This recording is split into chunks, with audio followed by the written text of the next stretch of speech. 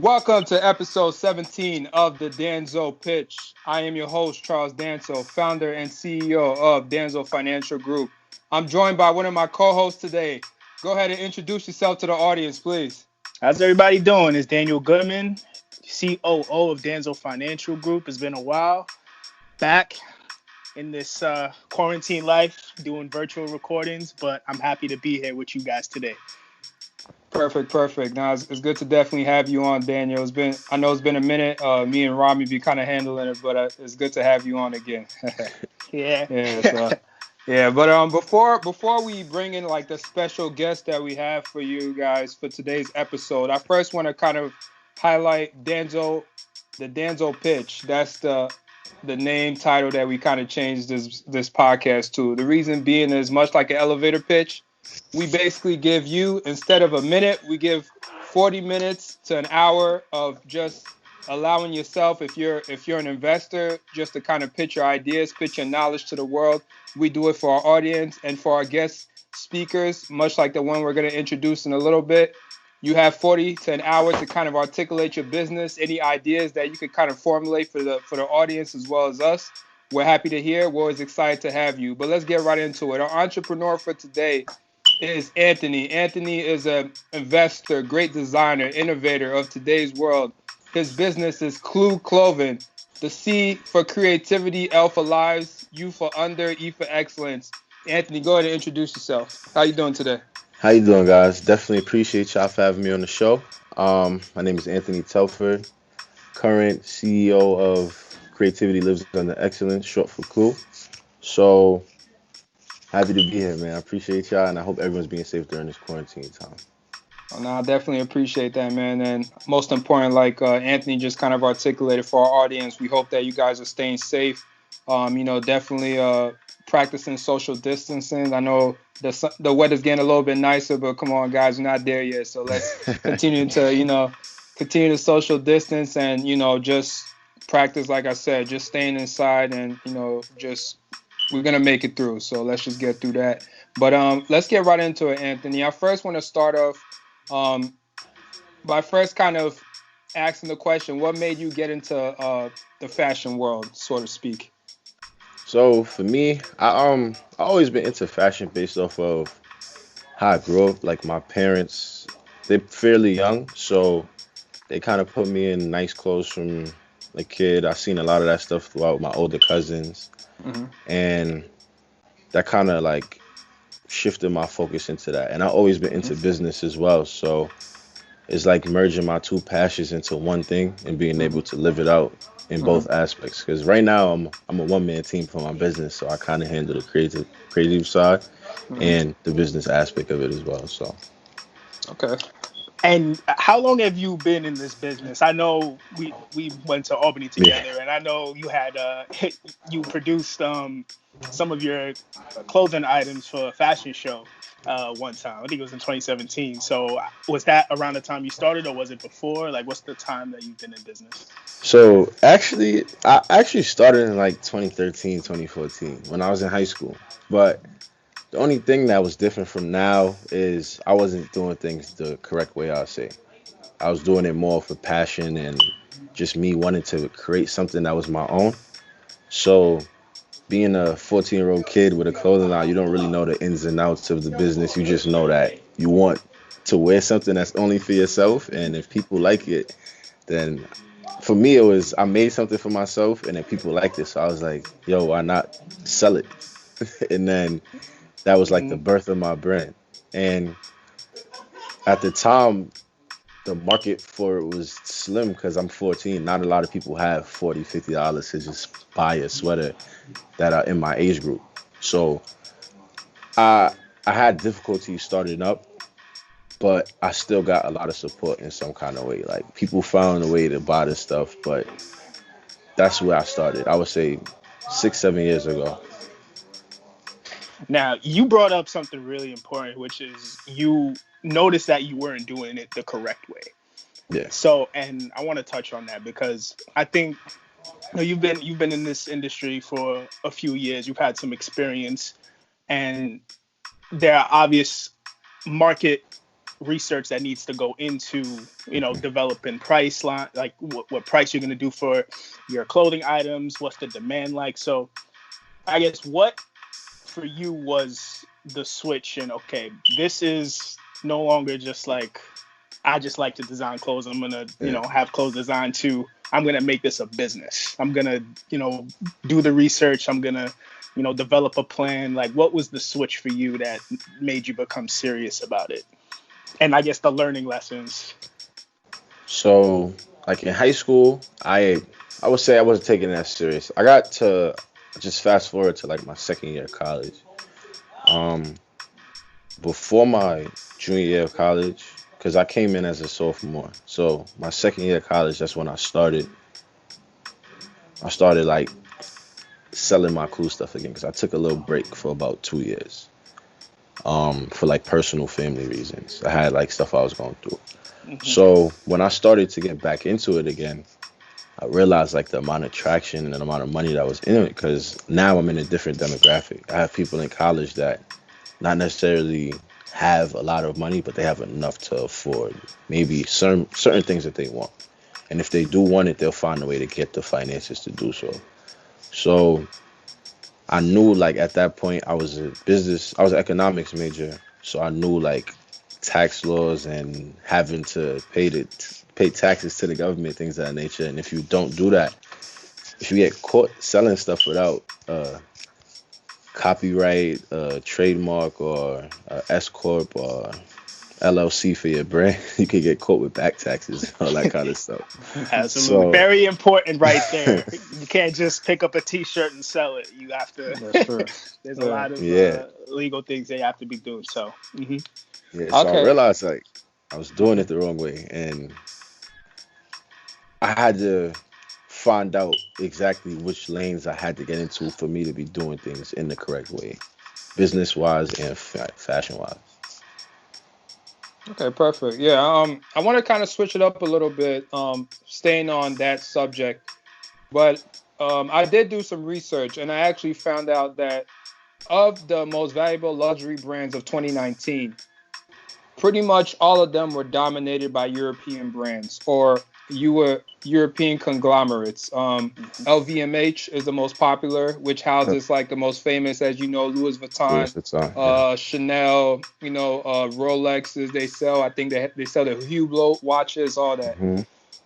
Do you feel that being a designer of color, so to speak, and obviously I'm gonna bring in. I know you're not a woman, but I'm gonna bring obviously being a woman as well.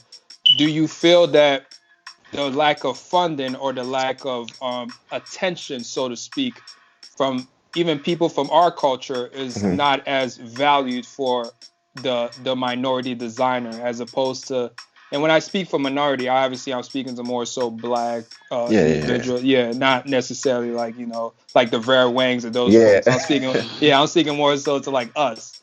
I Do you understand feel that. like the attention and more so the financing is not going to us, or you just think it's just the fact of those people like I said, the Louis Vuitton and stuff, they just are so above us in terms of like Mhm. the resources that they have that even if we did try, we couldn't get to that level right now. What are your thoughts on that? So I feel like it depends. Obviously those brands have rich histories in terms of how long they've been around. Hmm. So the longevity they have on their side for sure.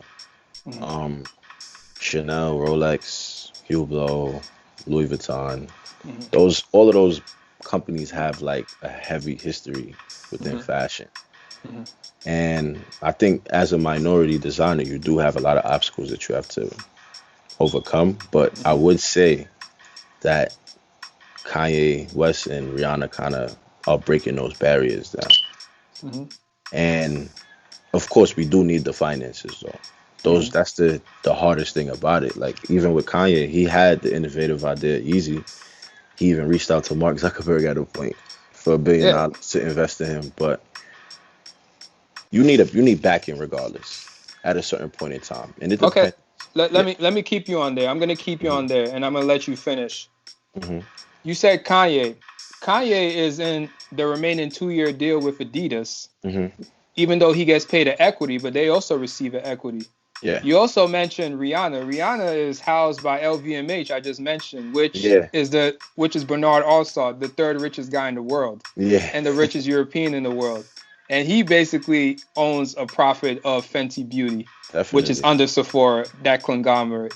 So my question is, maybe for somebody that may not be a Rihanna, may not be a Kanye, maybe an Anthony, Hmm. how are they able to get the resources that a lot of these celebrities Hmm. are getting? And the fact of obviously not everybody's celebrity, so how can somebody be able to obtain those type of resources to even build out a brand and not feel the burden of saying that somebody as high as an LVMH could kind of overshadow my brand, and I may not be able to get it up there to someone like a Kanye or Rihanna? Hmm. So what are your So thoughts on that? I feel like it all depends on where you want your brand to go Mm-hmm, as well. So mm-hmm, personally, I'm not really like looking for any investors. For me, like mm-hmm, I'm okay with growing my brand organically, if that mm-hmm, makes sense. The same mm-hmm, way, like I have a lot of other like I would say people that I know personally that have brands. Like one of my friends, Amon, he has Noma NYC. You have other minorities with brands like Tier NYC and Visionary Society. All of these people are building their stuff from the ground up. mm-hmm. And urban wear is different from the kind of stuff I would say that the LVMHs, they produce luxury brand. So Mm-hmm. our stuff is different. Mm-hmm. But if you want to get to a certain level, I feel like it's all put in the work. Because at the end of the day, if you have a product that people like and it's quality and people, you get the right people to wear it, I feel like you can build traction. Mm-hmm. And you need that one breakthrough, and Mm-hmm. then your stuff could go to the roof. Mm-hmm. Depending on what level you want to get to, then that's where you may need financial backing. But Mm-hmm. if you get to the right crowd, you could do it yourself. In all actuality, it's Okay. like starting from at one point, all of these brands started from the bottom, Mm-hmm. and then you just had like we don't. I don't know how Louis was when it first started, nor Mm-hmm. Chanel. Mm-hmm. So I could imagine them going through the same obstacles that we did probably Mm-hmm.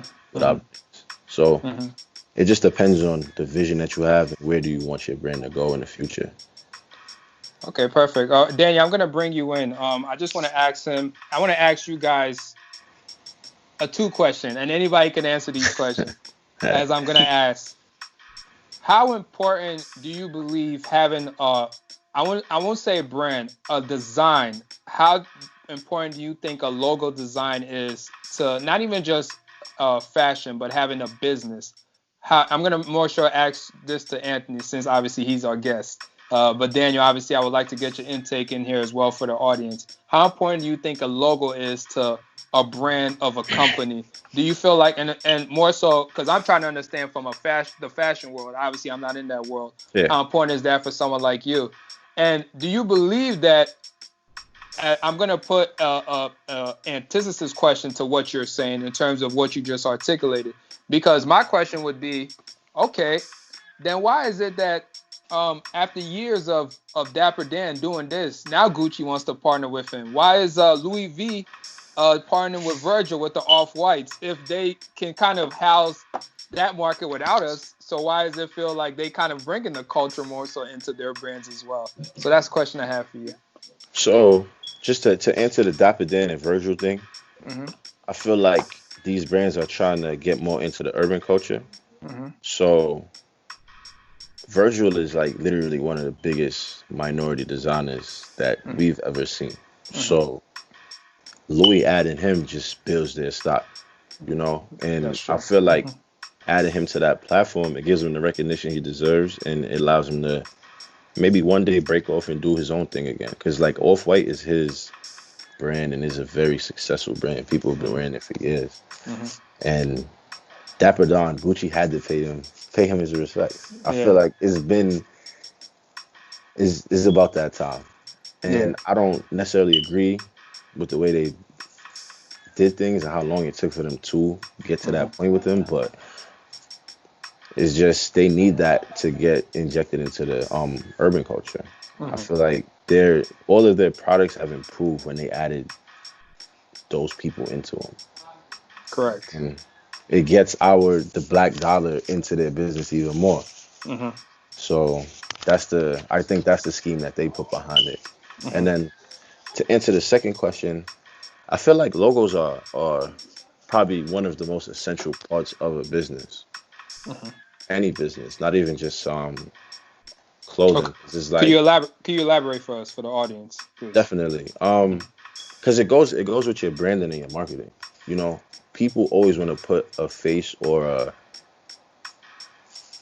it doesn't have to necessarily be a face, but something to the brand. Like they need something to recognize it. Mm-hmm. So like even for Nike, the swoosh is their Iconic. Yeah. signature logo, Mm-hmm. iconic logo. Like I Unforgettable. couldn't, I yeah, mean, like I don't, you can even go off of that. You can go with the Jordan yeah, logo, it's the like one all of of the those most things. iconic. Yeah. Yeah, like everybody has their iconic logo. Like even I'm wearing a hat right now. New Era has their iconic Mm-hmm. logo. This is like their iconic logo here. Like Right.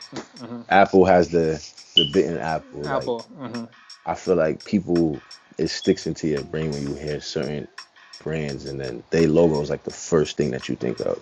Mm-hmm. Like I don't even think about like Nike can have a million CEOs, but that swoosh would always be stuck in people's mind because Smarts. that marketing is always there. Like you can't change that. You Mm-hmm. can't change like you could always remake a logo, but you can never change what people are used to in terms of that logo. Mm-hmm. So Okay. that's why I Yeah, Perfect. think it's important. Okay. yeah, Perfect. yeah. Like by design, we associate pictures before words. So when we see a logo, the picture of the logo will pop up in our head first before Yeah. what the actual company is, like what it represents. But in doing so, it kind of tied, if that makes sense. Like you see Apple, you already know automatically Apple deals with computers, iPhones. You don't have to research that, just Mm-hmm. just based off the logo. But that also comes with how a company positions their brand strategy, how they position the logo to send out a message to the market.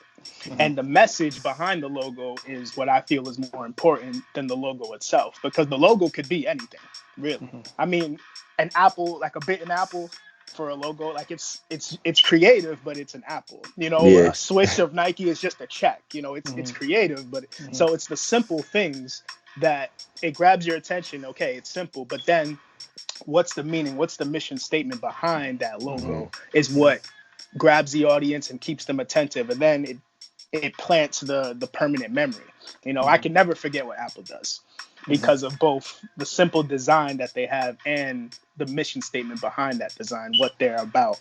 And that's what I feel a logo really represents. It has a two-tier factor to it. um, get the message across and have a face of the company. Definitely. I agree with that. So Perfect. Okay. Yeah. So yeah. I mean, the next bit I kind of want to also get into is I know that you mentioned that you said that you were kind of doing this as a one man team, so to speak, right? hmm Now, for you, would that be for a short or long term period that you're looking into? And how important do you believe having a team to a business, even a business such as yours, is essential for the long term uh, purpose? So definitely short term thing. Like I have people that help me in certain aspects just Mm-hmm. because like I learned over the time that you Mm-hmm. can't do everything by yourself. Like Mm-hmm. I'm not Ain't an that the truth? expert I'm not an expert at every part of this. I'm not an expert at fashion. I'm not an expert at business. I'm not at that point in my life yet. Mm-hmm. Like it all comes with experience because I'm literally just 22. Mm-hmm. you know? Yeah. So I have time that over time I'll build experience, of course, but I learned as I got older that you can't do everything by yourself and having a team is essential. Mm-hmm. So that's what I've been working on now. Like I have people that I speak to on a daily that help me with web design, photos. So those are people that are a part of my team. I just have to get everything pulled together so I can say like officially you are a part of my team. I'm able to do this or do that. Pay if that's whether it is pay or something. Mm-hmm. Like that's what I'm working on now. Okay. Perfect. And Okay. Yeah, Daniel, go ahead. yeah, I was just going to touch on the in gathering the team, right? They there is a sort of an agreed image of the business. What I mean to say is that they share the same vision that you do if they're coming in to join the team. So my question is, or rather, I would want your opinion on this is, do you feel that the brand of the business is more important when trying to get a team together or trying to even get customers together, or is it the team or the person behind the brand that, you know, is what gravitates or gets people to, you know, be invested in the business? So I will always say vision, just because if you want your business to be long term, the vision has to be something that it can always change when you get to where you want to be. But like I said, people and companies always change. Like we had Steve Jobs, CEO of Apple, at one point. His vision was so great that Apple lived on and flourished after he passed. So like the vision, I feel like overweighs the people inside of the company. As long as you guys all have a similar mindset, because you're not always going to agree with everyone that you work with, but as long as you guys have the not tunnel vision, but the eye on the prize for the vision, then you guys will be able to make things work. I feel like, yeah, I'm gonna stick with vision for sure. No, I like I'm gonna that you stick with said vision. that. I'm gonna Yeah, stick with vision. because I feel like, and it goes back to the mission statement thing, right? Hmm. What's the mission behind the logo? If everyone is in agreement and in harmony with what the company represents, Yeah, not so much what the hierarchy or the yeah. executives are talking about, but what the actual company, the purpose of the company, that's what pushes it forward. You know, Apple is still strong because of the vision of Apple. You know, Steve Jobs laid the perfect foundation and Yep. got it where it needs to be. But now it's you know, the new executives taking over. They're Hmm. still sticking to his original vision, and they're in agreement with this. So Yep.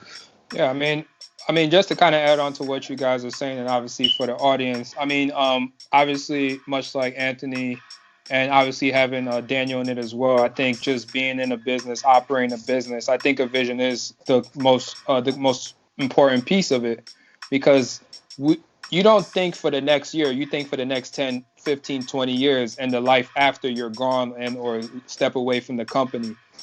Does that vision translate to the team, the rest of the management, and down all the way to the janitor? And my point to say is that everything that you basically are envisioning in terms of how the layout is, as to if you want to use Apple, we can use Apple in terms of Apple dropping the type of sleek design with their iPhones at a certain point. It's not a secret that they drop it around September every time around the winter time. Why is it? Hmm. Because of the holidays, et cetera, et cetera, et cetera. Macintosh had the same idea before translating to the Apple, and that's from Steve Jobs. So my point is, Tim Cook working under Steve Jobs for so many years before he came and took the helm as a CEO, like you said, Daniel, and much like you said, Anthony, that vision was already in place. So I Hmm. think also being a CEO is also having your succession in place. And that's from start. My point is saying that succession isn't just an individual, but also if you were something, God forbid, was to happen to you, Anthony, and you had, let's say, John from around the way or something, Hmm. was basically under you. He, or let's say if it was a she already knew exactly what you had in mind, what is going to happen for as they take the helm and going forward. So I think it's more so passing the baton, as that quote is kind of used, is very important in the vision. As we're speaking of vision, I'm also going to talk about innovation. I want you to touch on your nylon collection. How is that? Um, what's the background behind that? Number one, I want to ask. And for someone like you, which I know is very important, being in the fashion industry, innovation is everything. Yeah. Like in terms of having the new designs, having the, you know, having that promo. I see you see your numbers will look good on social media. I see you have over like 4,000 followers, which is great. That's good for you. It's a brand. So my point is, how important is it to to innovate in your business, number one, and also have a following while you're innovating? Because I think having fresh ideas is very important to somebody that has to stay track with what basically your brand is. So, and I've seen some businesses where that kind of falls to the wayside, where they're continuously changing ideas so much that they get forgotten. Let me explain what I mean. Do you remember Kamora Lee Simmons? What happened with Baby Fat? What happened with Fubu? No. I mean, these are just questions that I ask, and I'm just saying Yeah. that. Why is it that Louis Vuitton's been there longer than all of us been alive? That's the question I'm asking. So for you, I would like from your experience why I mentioned it. What do you think the importance of innovating is for a business or brand? So, I mean, innovation is always important, you know? Mhm. Just another thing that people, innovation allows you to be, I guess, the front runner of certain things, but it makes you the pioneer for others to follow, you know? Mhm. Because I would say in the fashion world, I would just say in most industries, like even technology, there's always someone that starts it and then people kind of get in line. Mhm. You add your own touch to the innovation that you see usually. Mhm. So in the fashion industry, honestly, you could make but so many different pieces in terms of like innovation because it's Mhm. like everyone could have jackets, sweaters, sweatpants, jeans, socks, or whatever you want to get into, but it's just the way that you put it together. Mhm. So for me, I always pride myself on quality. Like I'm not big on super like throwing so much things on my clothing. Like simple designs are like what I like to go for. So that's kind of what I wanted to go with my nylon pants. And I'm just gonna over the next year or next few months, I'm gonna be dropping a lot of content because I'm not gonna lie, being in school and working and stuff like that kind of made me put my business to the back end at a point in Mhm. time because it was like I had to focus up on these things. But Mhm. now that I'm out of school, not going back to school again, probably. I'm putting my time into my business, and I think it'll allow me to show people all of the ideas that I do have. So going into like the innovation and the importance of that kind of stuff, Mhm. just being able to show people the ideas that you have and how you can implement them. Because Mhm. every business they get ideas from other people, Of but course. you just have to put your spin on it. Mhm. So that's how I feel about what you asked just now. Okay, perfect. Yeah. Daniel, I want to also bring you in it as well. But first, I would like to give my take on it. I believe that what you just articulated, Anthony, is very key. The key words that I like that you used are sometimes simple is better. I've seen that even amongst ourselves sometimes. I think trying to put too much out kind of Hmm. gets lost in translation. So, kind of doing the little things is most important for a startup business in particular. I think also if your business ain't making money, so you ain't have a business. So as you're kind of saying is pushing out content, pushing out your brand is so important. Partnering with folks, I think is very important as well. Hmm. I was on your page, so I did see a few folks that are also in your world that a few of your friends, I presume, that also have a few brands, a few designers as well. So I think that's also important, partnering with people that in the same world as you, because like you said, it allows you to see just different things that you may not be seeing that maybe somebody else may be doing. It's not a secret that when Apple has an iPhone, Samsung comes out with it the next month, or vice versa. Because you Yeah. always, you got to watch the competition. Competition sometimes is good because it allows you to see what that person may be doing that you could kind of improve on, or vice versa. They all have the same designs relative to their phones, shoes, whatever the case is Yeah. for sneaker companies. Adidas does something, Nike does it. So my point to say is like, it's having that right mindset to say, like you said, just using the ideas that somebody may do it and may find success in it. There's nothing wrong with it. You just do it the way, do it to your way. Obviously you don't take it because obviously then they're gonna say you copy the Yeah. person, but Yeah. you do it to the point where like, you're have the idea and you make it your own, which I think is very important.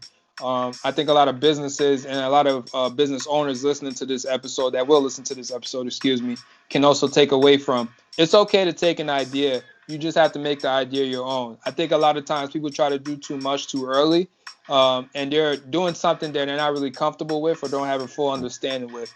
I think what you just articulated, you were a business major. Economics is business, more or less. So I think you have to have those principles, those generic principles, when getting into that type of world, especially being a owner, understanding how the market moves. That's just not the stock market. That means in terms of price demand, what people are asking for, how the competition is looking relative to what your brand is pushing out. So I think these are all important. So I think also for the audience that's listening, um, you should learn finance. You should learn economics. You should learn accounting, how taxes work, as he first articulated in the episode. Um, you don't have to be a business major. You didn't have to go to school. A lot of people that didn't even go to school, fully. Like Jay-Z, you listen to a few of his interviews. He gives you a full breakdown of taxes, and I didn't even know some of the stuff you're talking about. So I went to school, so it's like, I think it's also having the right team, like you said, where you can learn different things. I think having mentors is also important. I know that you're Yeah. also in the fraternity. I'm not going to go into detail, but my Yeah. point is saying having the right people that may have done it before. I know a few people that's in that fraternity, great individuals, some of the smartest men that I've ever met in my life, honestly. And that goes a long way, is having the right mentors around you. I think that's also good when you're first starting out with a business, or just have some type of hobby or something you want to do. I think that's also important. But also I'm gonna let Daniel answer his question. My last question for you that I would like to know is, for the next generation, what is one thing that you can give, not even just as a fashion designer, as a business owner, for a person of color, maybe a child right now that may be 14, 15, that may be coming up, may have the story, maybe listening to this in the future and say, like, I had that same upbringing. What can you give, one piece of advice you can give to that person, guy or girl, that you feel like can benefit them in the long term? Um, a piece of advice I would definitely give is not how you start, is how you finish. Mm-hmm. You know, you may not start with things on the easiest road, but as long as you continue to work hard, be consistent and persistent, your fate is not always in your hands, but you can definitely sway it into the way you want to if you put the work in. Like, Mm-hmm. none of the most successful people, like, none of them are self-made. I mean, not so, none of them are given that success. Success. Mm-hmm. It's all worked for. Like, Jay-Z didn't get to being a billionaire by just rapping and not doing anything else with it. Mm-hmm. Mm-hmm. None of these people did that. So it's not how you start, it's how you finish. You could be in the Mm-hmm. worst position, but if you work hard for it, seek opportunity, Mm-hmm. it'll come to you in some kind of way if you continue to work hard. Mm-hmm. Okay.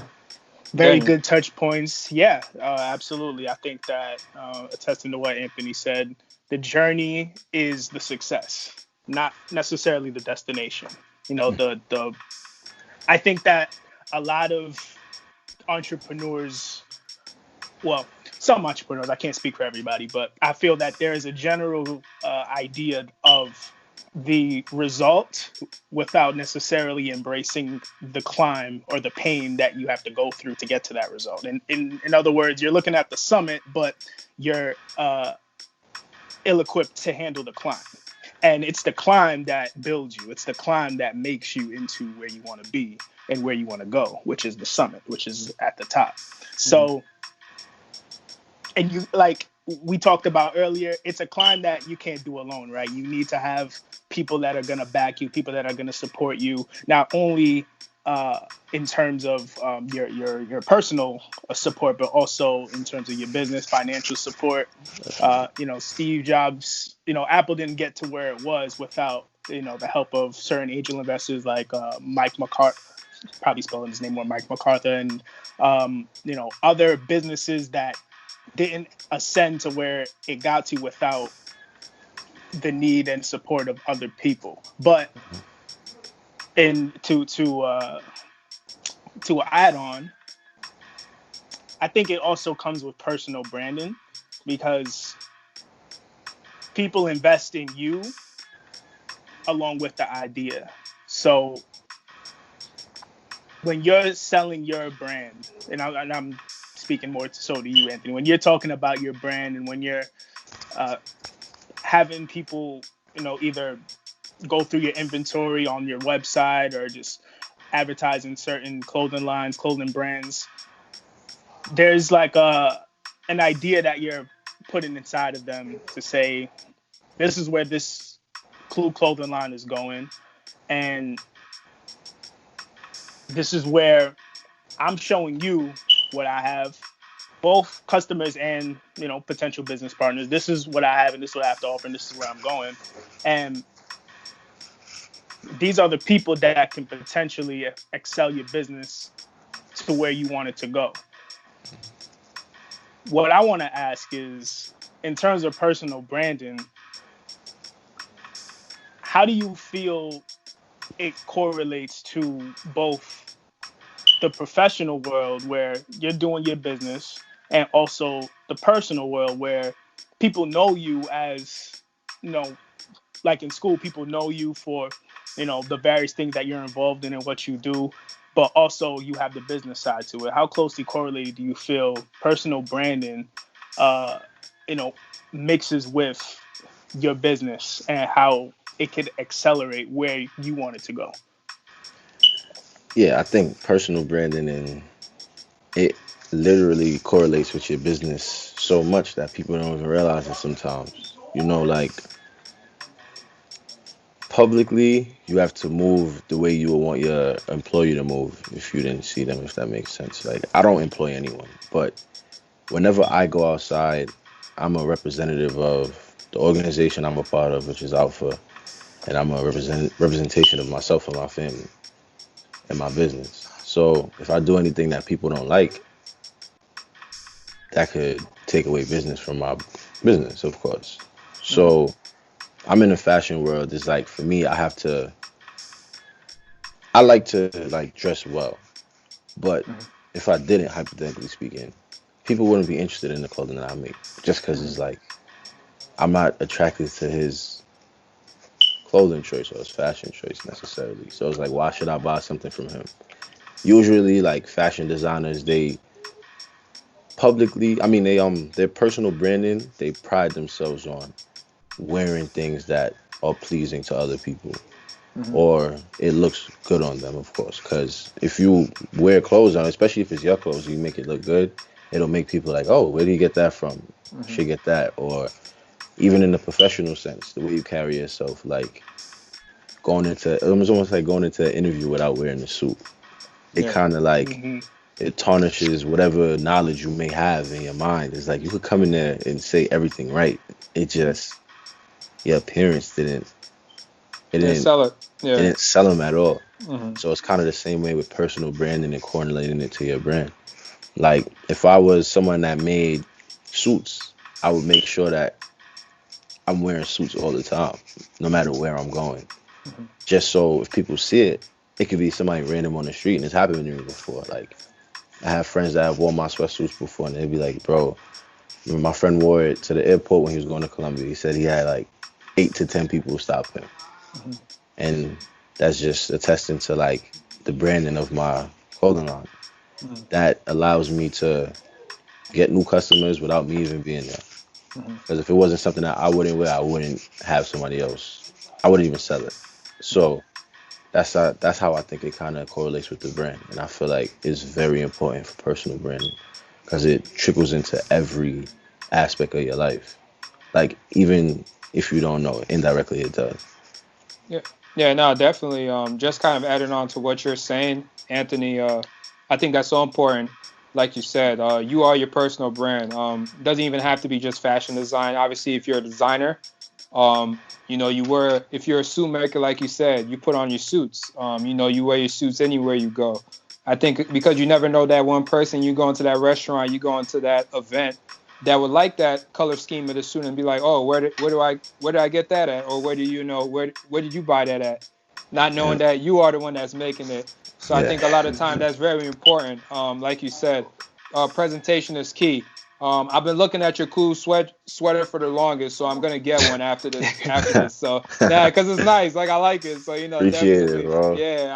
I'm a support, yeah. So like I said, I think that's so important because just kind of just looking, watching, seeing how like how a person is moving, I think is so important. That's why I think you see a lot of the most successful people wearing a lot of their business logo. They'll see you wear their T-shirts. I'm not wearing one now, but usually you see me wearing one. Example, something like that, or any Definitely. other people. Yeah, I think it's so important. Like you said, only you promote your business and you take it to the level that you want to get it at. Nobody's gonna do it for you. Nobody's gonna come to you. You have to go out and you have to get it. I Yeah. mean, that goes without saying, but it's so important. I think a lot of times, people expect people to come. Social media only takes you so far. You kind of Mhm. have to do the legwork. Word of mouth spreads faster than me just posting something like That's and just definitely saying true. like expecting people to come to it. So, I think that's very important. I mean, and right and now that's that's how it yeah. was Go ahead. done. No, I was just gonna say that's how it was done before the social media age was word of mouth. I Correct. mean, Mhm.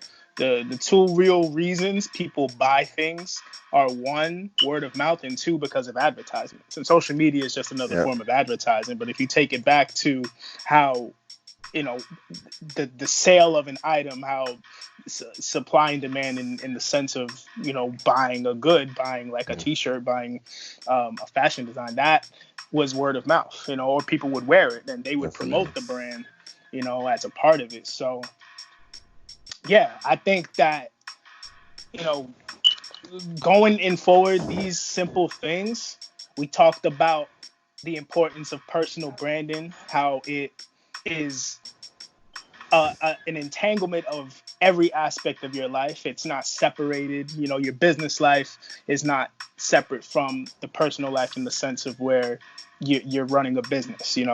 Wherever you go, the business follows you.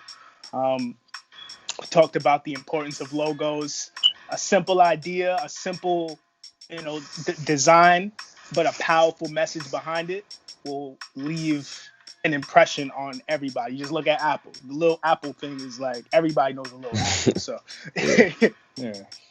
and So, you got something? no, go ahead, Joe. No. Yeah. I just Well, first I want to ask Anthony, do you have any questions for us? So, I ran across Denzel Financial, of course, before because Daniel, Mm-hmm. I knew him for a little while now. Actually, it's crazy how time flies. But Mm-hmm. how did you guys go about putting all this together? Because personally, I used to be really into finance. I'm still into finance, but I just Mm-hmm. changed routes when I went to grad school. Mm-hmm. I majored in, I concentrated in cybersecurity. So, Okay. like, what made you guys want to start your own financial group, and like, how's it been going for you so far? Well, for me, I guess I could speak to it, Daniel, and obviously I'll bring you into it. Obviously, my full name is Charles Danso, so hence the Danso Financial Group. Mm, So I basically started it in basically, I want to say 2016 was when I started. So basically, when I was fresh out of school, just started working in the business world. I always had an infatuation for business, but I never took it as heavily focused until I started actually working in the corporate world.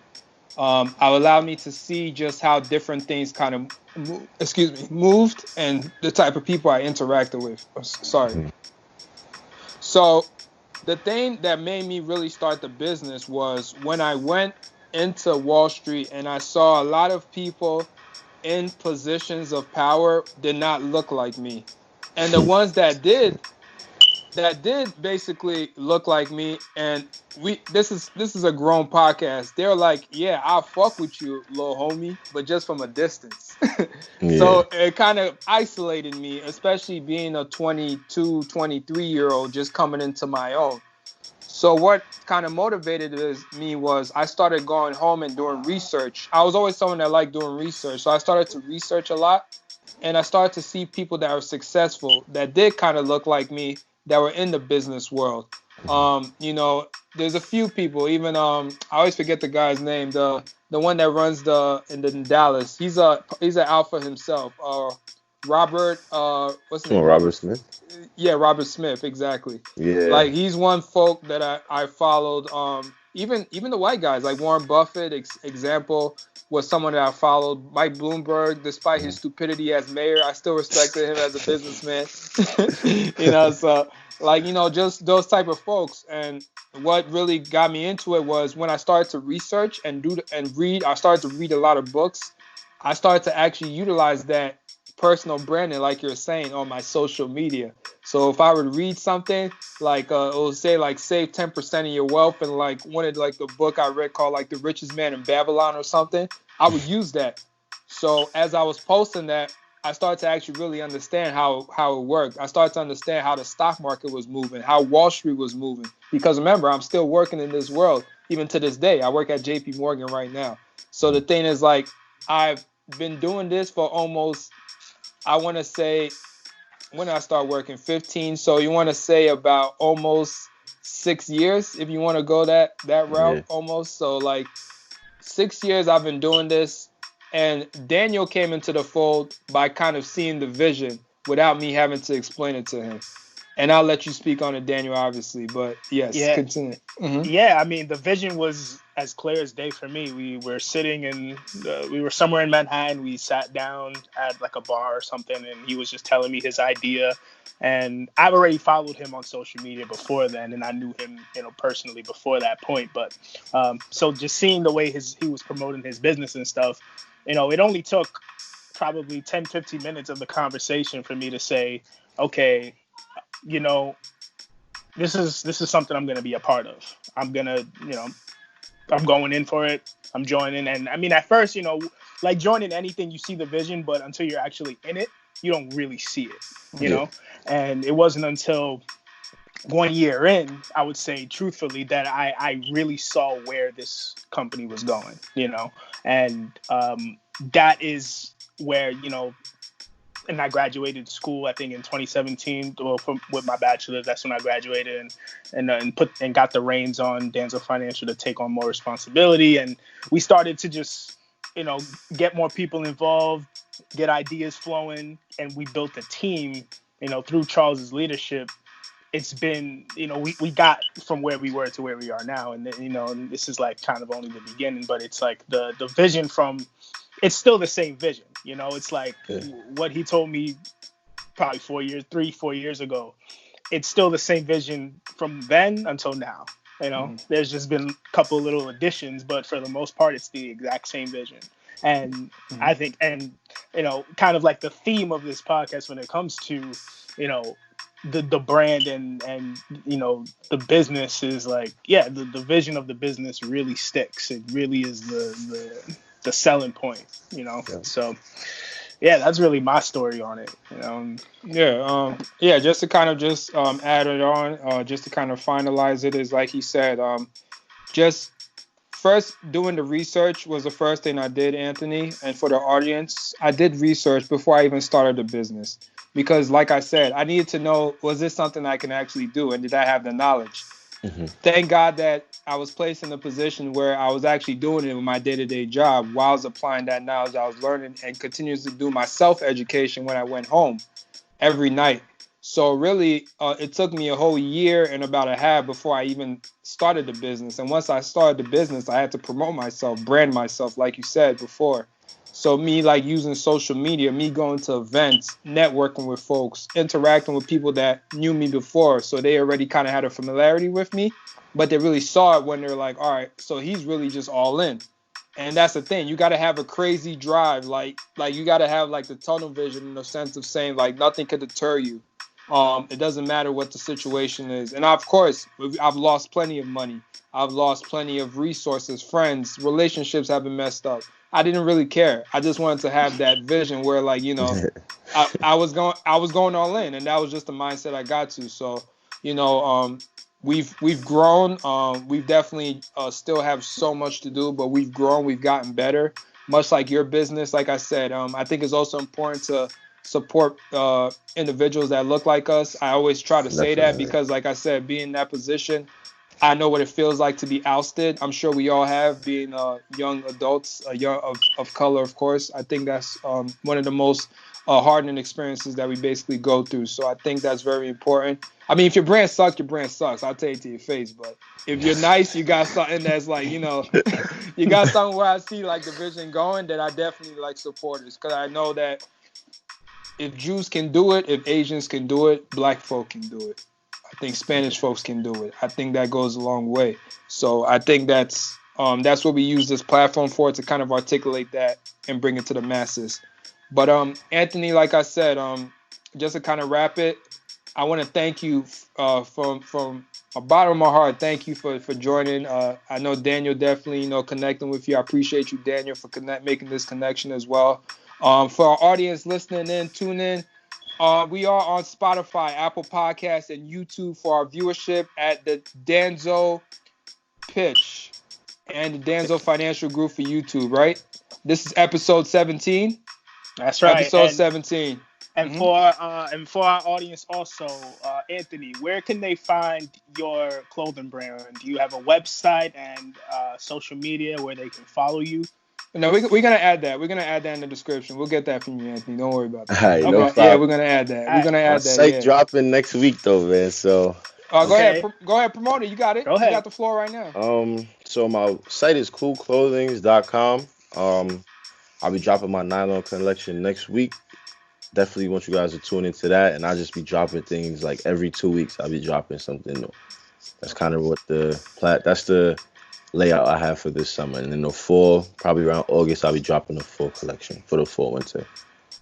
All Okay. right. There you have Perfect. it, Perfect. folks. Nylon collection coming next week, and every 2 weeks, Anthony's gonna have something nice for y'all for the summer. So Yeah, stay tuned for that. we're gonna be promoting it as well. For of course, through our like I said, our Spotify update through the audio as well as Apple Podcasts and YouTube. We'll have the description up as well in the coming week as well. Again, Anthony, thank you. Thank you to our audience for tuning in, and please stay safe and enjoy the weekend. Thank you. No problem. Thanks for having me. All right, no problem. Thanks. All right.